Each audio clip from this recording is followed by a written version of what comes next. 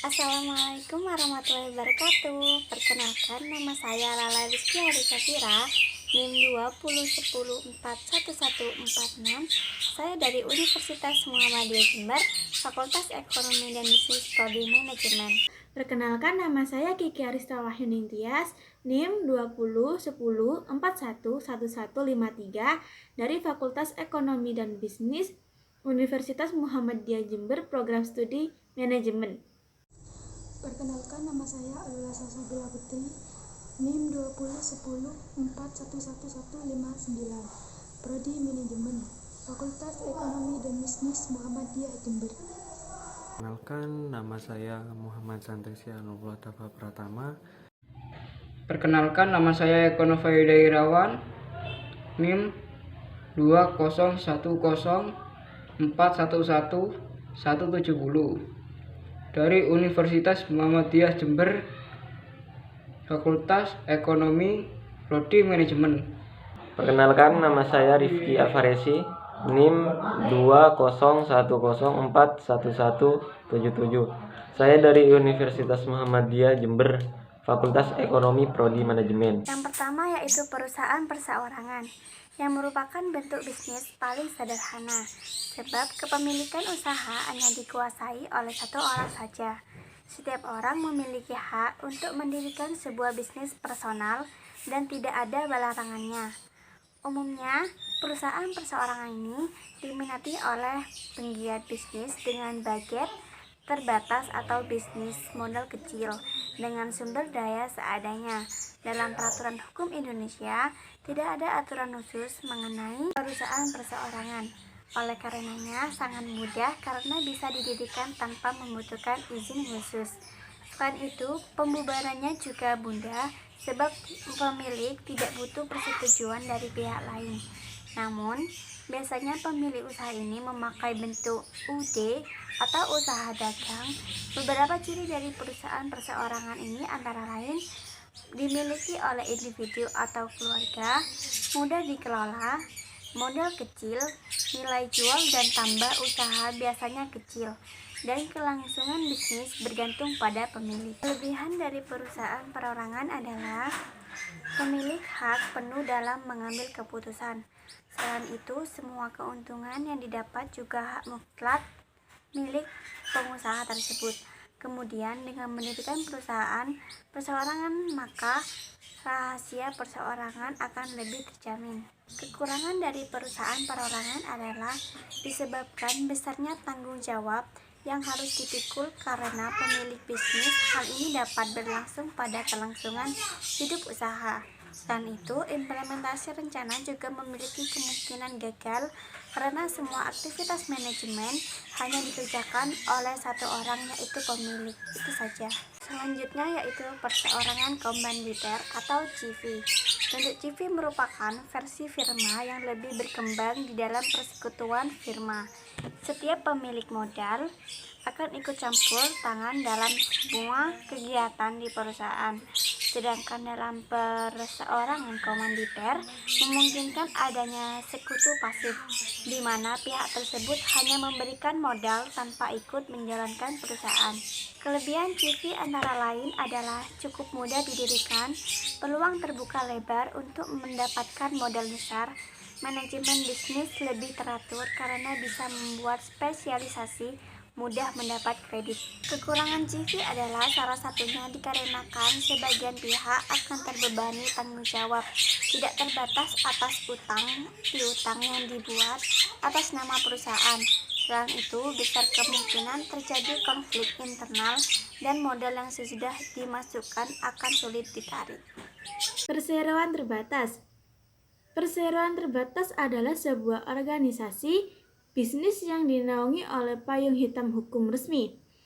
PT dimiliki oleh 2 orang atau lebih, dengan sistem di mana tanggung jawab hanya dibebankan pada perusahaan dan tidak akan dilibatkan kekayaan perseorangan atau pribadi di dalam bisnis aktivitasnya.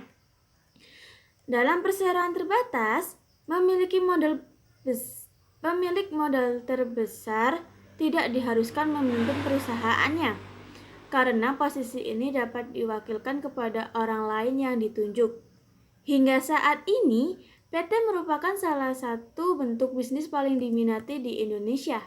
Selain dirasa aman oleh pemilik modal dan pemegang saham, landasan hukumnya juga sangat jelas. Koperasi.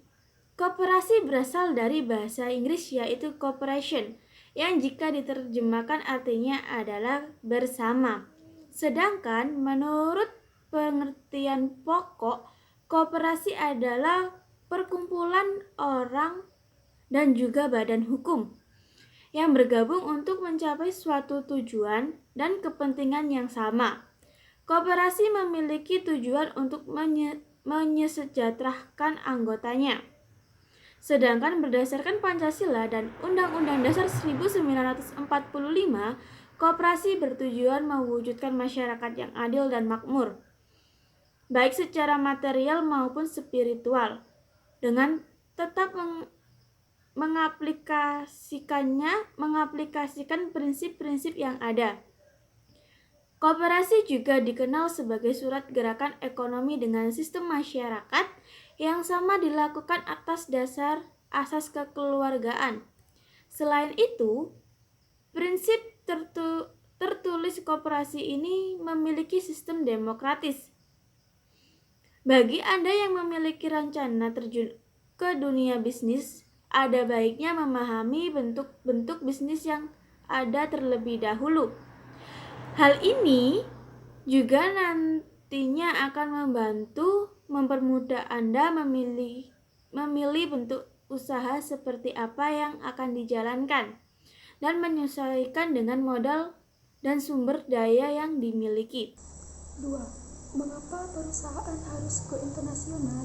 Pertama, jaringan akan semakin luas sehingga bermanfaat untuk penetrasi pasar di luar negeri. Kedua, mendorong perusahaan nasional meningkatkan efisiensi dan daya saing. Ketiga, ekspansi dibutuhkan karena sistem kapitalisasi menuntut perusahaan terus mengakumulasi modal agar mampu bertahan di pasar. Peluang untuk mendapatkan modal cepat dan jumlah yang banyak untuk pengembangan atau ekspansi usaha di masa depan. Yang mana kerjasama ekonomi ini terbagi ke dalam 4 kategori, yaitu kerjasama ekonomi. Nah, yang pertama bilateral, yang kedua regional, multilateral, dan antarregional. Nah, yang pertama ini kerjasama ekonomi bilateral ini merupakan bentuk kerjasama ekonomi yang melibatkan dua negara yang tujuannya adalah untuk saling membantu. Misalnya adalah kerjasama antara Indonesia dengan Singapura atau Indonesia dengan Swedia, seperti itu. Nah, kerjasama ekonomi regional adalah kerjasama ekonomi yang diikuti oleh beberapa negara di wilayah tertentu. Contohnya adalah kerjasama ekonomi di negara Asia Tenggara atau negara-negara Eropa. Nah, yang ketiga, kerjasama ekonomi multilateral atau internasional adalah bentuk kerjasama ekonomi yang melibatkan banyak negara dan tidak oleh wilayah atau area tertentu. Contohnya kerjasama ekonomi multilateral adalah OPEC atau WTO dan IMF. Nah, kerjasama ekonomi antara regional ini adalah kerjasama ekonomi antara dua kelompok. Nah, kerjasama ekonomi regional ini seperti contohnya kerjasama antara ASEAN dengan MII. Nah, sekian dari saya. Wassalamualaikum warahmatullahi wabarakatuh. 4. Perdagangan internasional.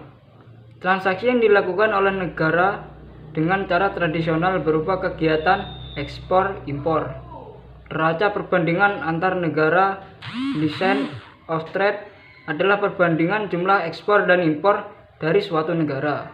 Ekspor, impor, surplus mendapatkan ikon atau pendapatan pada neraca perbandingan. Ekspor, impor, devis pada neraca perbandingan.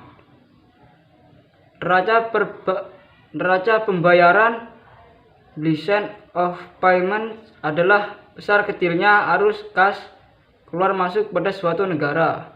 Neraca pembayaran surplus terdapat pertambahan devisa negara.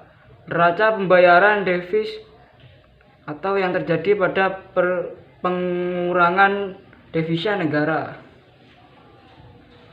Leasing atau lease adalah sebuah bentuk hubungan kerjasama di mana pemilik hak dari sebuah kekayaan intelektual seperti hak merek, dagang, tani, copyright, desain, industri, dan lain sebagainya, membolehkan pihak lain untuk menggunakan salah satu dari hak yang dimilikinya dengan mengganti uang bayaran atau biaya. Lisensi dapat berupa sejumlah uang atau royalti. Contoh, Yakult yang ada di Indonesia mendapat lisensi Shirota Star Jepang. Starbucks atau ada di Indonesia mendapat lisensi Starbucks Washington. 3. Toyota Astra Indonesia mendapat lisensi dari Toyota di Jepang. Aqua produk air mineral yang berada di bawah lisensi Danone. Franchising adalah individu atau perusahaan yang diberikan hak oleh franchisor dengan cara membeli hak tersebut untuk area dan periode tertentu. Sedangkan franchisor adalah perusahaan yang memberikan hak kepada pihak lain untuk mendistribusikan satu produk atau jasa menggunakan merek, logo, dan sistem operasi yang dimilikinya. Dalam bahasa Indonesia, franchising disebut juga waralaba. Contoh, KFC, Ketuk French Chicken. 2. MC Donald. 3. Pizza Hut. Multinational Corporation (MNC). Perusahaan multinasional MNC adalah sebuah perusahaan internasional atau transnasional yang berkantor pusat di satu negara, tetapi kantor cabang di berbagai negara maju dan berkembang. Sebuah perusahaan akan menjadi perusahaan multinasional berdasarkan keuntungan untuk mendirikan produksi dan kegiatan lainnya di lokasi asing.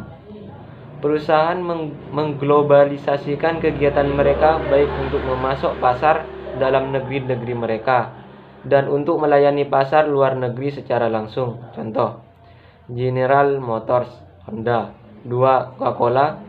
3. Philips. 4. Volkswagen. 5. Exxon. 6. Nescafe. 7. Gilead. 8. Marlboro. Foreign Direct Investment (FDI). Foreign Direct Investment (FDI) adalah investasi asing langsung atau penanaman modal asing, di mana seorang investor pada lingkup perekonomian suatu negara menaruh minat pada bisnis di lingkup perekonomian negeri lain. Contoh, perusahaan yang melakukan penanaman modal langsung dari luar negeri adalah perusahaan Cargill Exxon, BP, Heidelberg Cement, Neunon, Rio Tinto, dan Freeport MC Moran. Sekian presentasi dari kelompok kami. Apabila ada kata yang kurang berkenan, mohon maaf. Wabillahi taufiq wal hidayah. Wassalamualaikum warahmatullahi wabarakatuh. Jangan lupa di like, comment, and subscribe. Bye-bye.